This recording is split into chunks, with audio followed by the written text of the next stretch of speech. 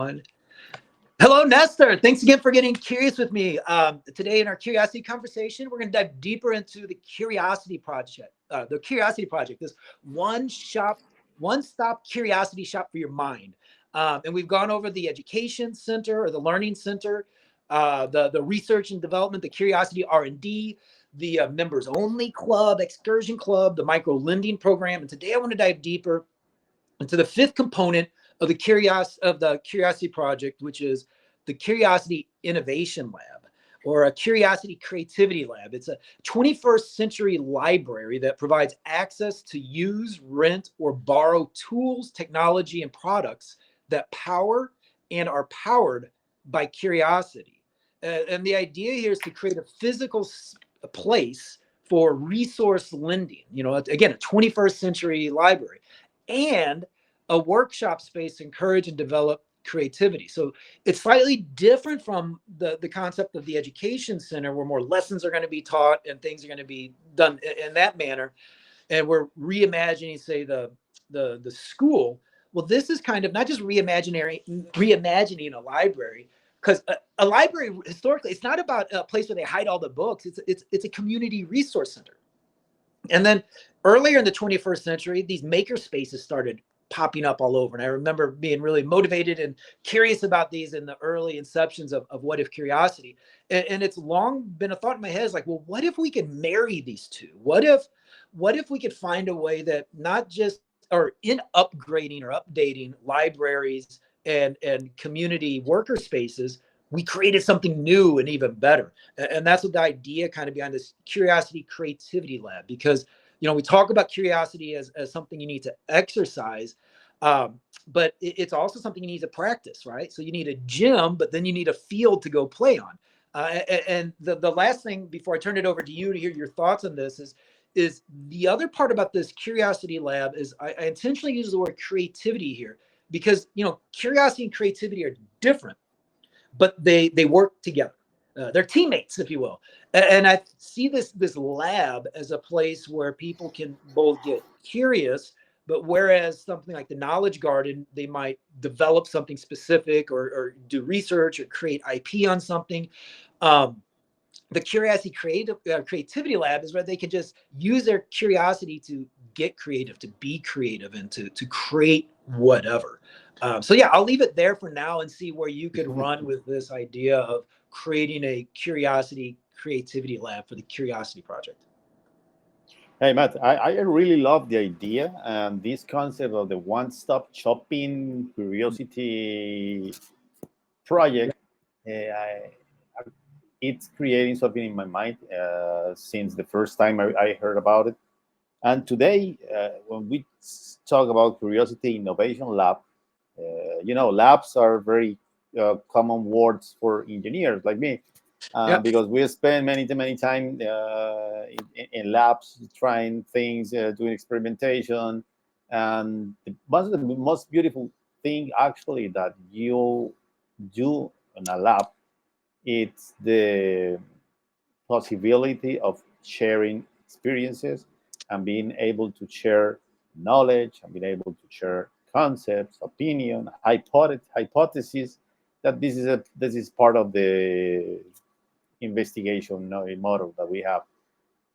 But when I hear you and you say, "Hey, let's try to create this Curiosity Innovation Lab," there's one concept, different words that comes to my mind, and the first one is like, okay, this is like for me when you have an physical space where the not just the concept and at the end, it's to be able to share curiosity, to share questions, to express yourself in different ways or manners around a specific topic or even a very general one. That's something that we're very used today is the social media. Mhm. But when you talk that this place might be a library, I'm thinking in a social knowledge center, I like. because being with people around you is Mhm. I would say is the definition of social. Mhm. There's no social of one. Exactly. The social means two, three, four, five, unlimited amount of people, and this social media or social knowledge center, or social library media or social library center, it's around the knowledge, and using the same thing that we are using on social media, because we are sharing for free to everybody what the things that we know. We are sharing for free our Mhm. ideas. We are sharing for free, even our jobs. If you dance on TikTok, of course, it takes a lot of work to do the dancing, but it's your work and you are sharing it for free. But when we say, okay, let's go more specific and at the curiosity level, uh, what's my what's the take that I should expect when I'm visiting one of these places? Hey, you are doing it for free. But the beauty of doing it for free, and I'm saying, is sharing the things for free. It's not that you will be there and you'll be paid by the hour for being the place. No, you'll be there and you'll be sharing your skills, your ideas, your knowledge, your questions with many people, and around the concept I would say on a control environment with Mhm. resources that we have from the toolkit ecosystem, with the needs that we have from projects like the funding one that we talked previously. Yep. I think it's a good way to see how not just a specific community, but as well a company, a classroom, a university, a Mhm. government office can create control environments where people can be very curious and I know and express Yeah. themselves. Nice.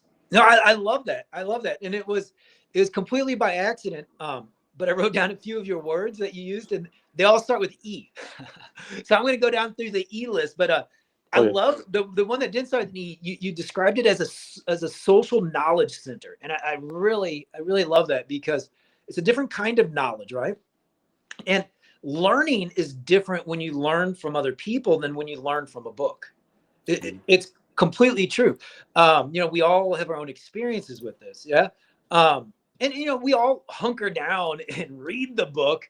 And it takes a lot of effort and work, but because we don't have enough time or there's not as much opportunities to have the experience with somebody over a longer course. But I think we prefer to learn it from a person, right? But what this does is it helps accelerate that. It gives opportunities to have quicker learning, but not just quicker learning, even different learning, because it's social learning. And one of the things that came to mind when you're talking about that, like an example, is if you study like ancient history and the past and everything, or literature, you hear about like some of our earliest works, like the Iliad and the Odyssey by Homer. Hmm. We read them now. We were forced to read them in high school and we hate it.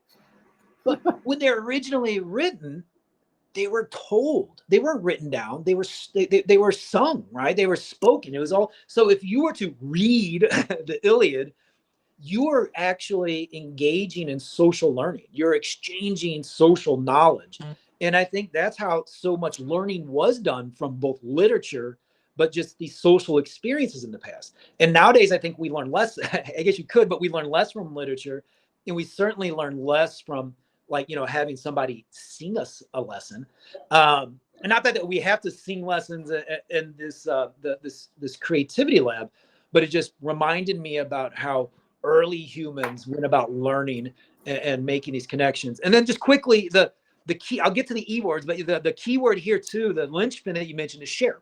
So you mentioned all these E words I'm about to share with you, but what makes this creativity lab special is you can do all of these things by through a shared environment and doing the action of sharing. You're not only others are sharing with you, but you'll be doing the sharing as well. And these things are experimentation, experiences, expression, ecosystem, and environment. And again, I'm not making that up. You said them, Nestor, and they all just happen to start with E. But each one of those, to to be able to engage in creativity and curiosity in experimentation, experiences, expression, ecosystem, and controlled environment with other people is not only invaluable. Where else is it happening today? Again, going back to the importance of creating this curiosity project. And then lastly on this is much like the education centers, this curiosity lab it doesn't have to be like a single location. It can be a part of the learning centers. It can be attached to or in the same community. The idea this would still be a very community-based, community organized, community participatory experience. These experience labs. Yeah, Matt, because I'm sure you and I, many people that will see this video, had previous experiences visiting libraries. The commonality with libraries is that there's tons of books or documentation, papers. At the end, it's written knowledge, you know. And the way the library has been designed, I will say, I'm talking Alexandria, you know, thousands of years ago. It's you have the resources, Uh-huh. people come to the place, they they take one of those resources, they consume the content. Maybe I will say most likely scenario. Now you have a new knowledge. You Mm-hmm. close the book and you leave. Yeah. Yeah, that's the thing for over, I would say, two Oh, well, thousand you years forgot, maybe. Nestor. And you're told to be quiet. Don't Ah, talk. yeah, you have to be quiet. Yeah. Shh. Yeah. Yeah, just keep quiet. And and I think nowadays we need not to change the library concept, maybe to have an add-on to the to I like library. this. You know, I would say plugins, additional spaces.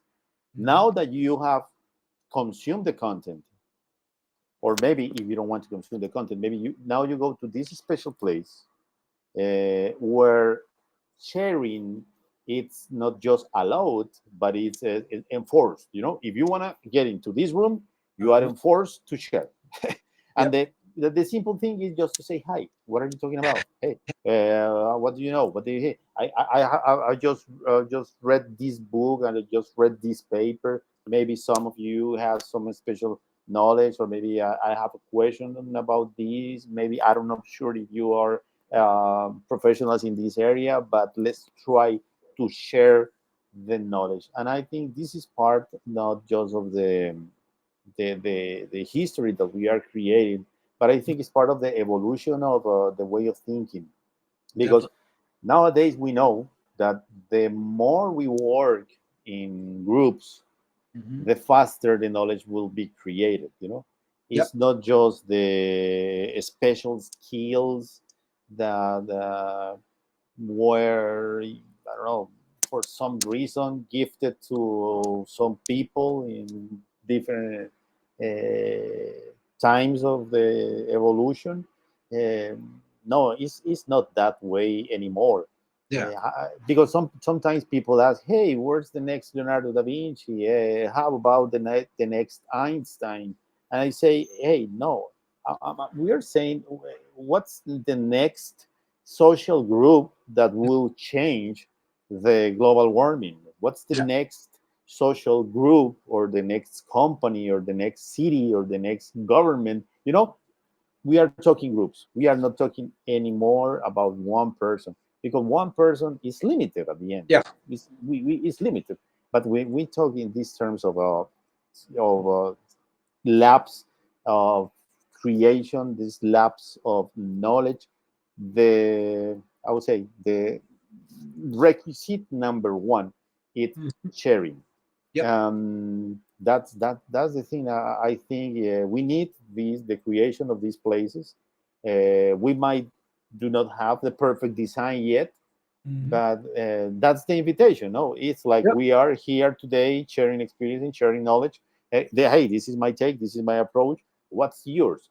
Yep. And it's not that in the end you have just to be on a specific framework, but just it's the goal, you know, is the goal of creation, is the goal of experimentation Mhm. around ideas.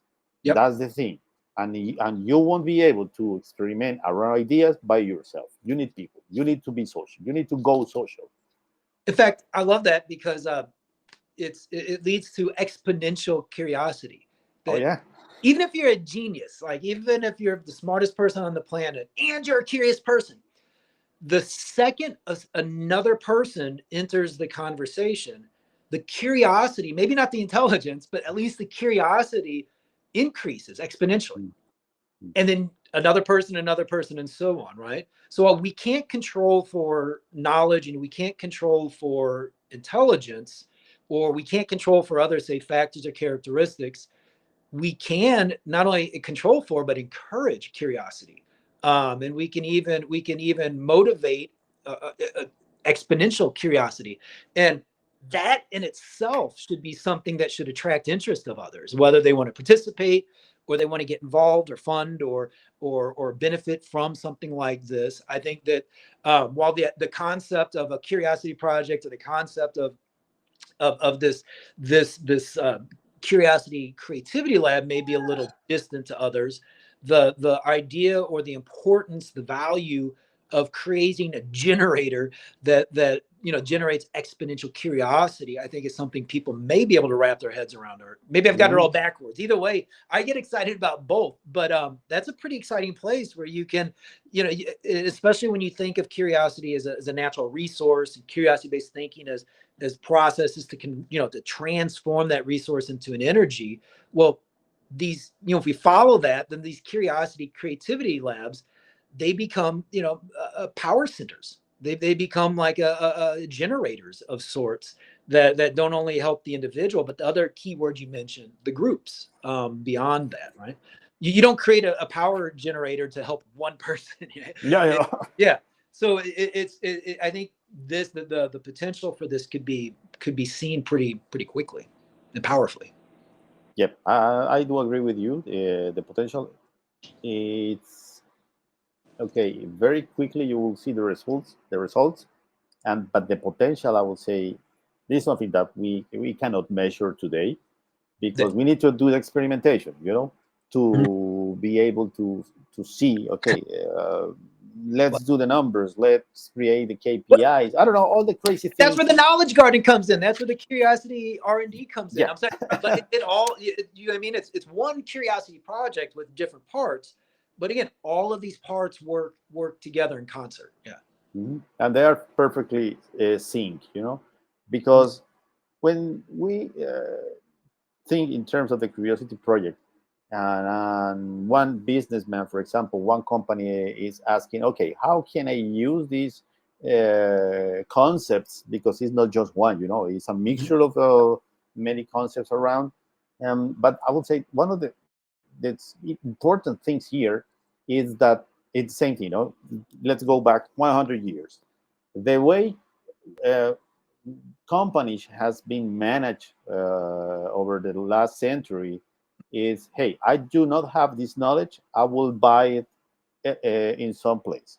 I will hire some people with Mhm. the knowledge who already has the knowledge, and I will pay salary, and they were for me, and I will try to convert this knowledge into money. That's the basic stuff. Nobody in my company has the knowledge. I will hire an external consultant, and he will. And my expectation is that the people will bring me, and it will illuminate my company with knowledge. Yeah. This is not the way to go anymore, because Mhm. this is very slow. This is super Exactly. slow. This is super slow. This is okay. My God, we are in the 21st century, and we are still using horses, to Yep. go to I love the places. example. Yep. And the thing is, okay, maybe now, okay, and you will say, okay, but hey, you guys, you are professors, and what's the reason, and why should I have you in my company? Why should I have you in my city? And I say, because we are not just the consultant, we are professors, and the thing with a professor is that we are teaching you not just the specific translation of concepts, but the experimentation, and this big machine of ideas creation, this curiosity machine developer inside your company. So in that way, maybe, I'm sure, even if you do not have the knowledge in your team, you'll be able to find the knowledge. You'll be able to create some knowledge for your company. And the thing is, you'll be able to create knowledge beyond your needs. And that's the time when you have knowledge and you have expertise beyond your needs. Mhm. Everybody has it. Now, one of the, I would say, responsibilities, the social responsibilities, is go to these places and share it with someone else. That Mhm. and these tools can create even more tools and solve many problems that maybe you are not aware of. That's Mhm. my take on this one. Oh, I love it. I love the call out to create a curiosity machine, right? This is your opportunity to create a curiosity machine, and then the idea of creating knowledge beyond your needs. Um, that's fantastic. I think it's a good place to wrap up on for Yep. the Curiosity Creativity Lab. Again, and in many ways, what we're doing here is a version of a Curiosity Creativity Lab. I see, right? We have regular curiosity conversations to play around on this concept of the Curiosity Project.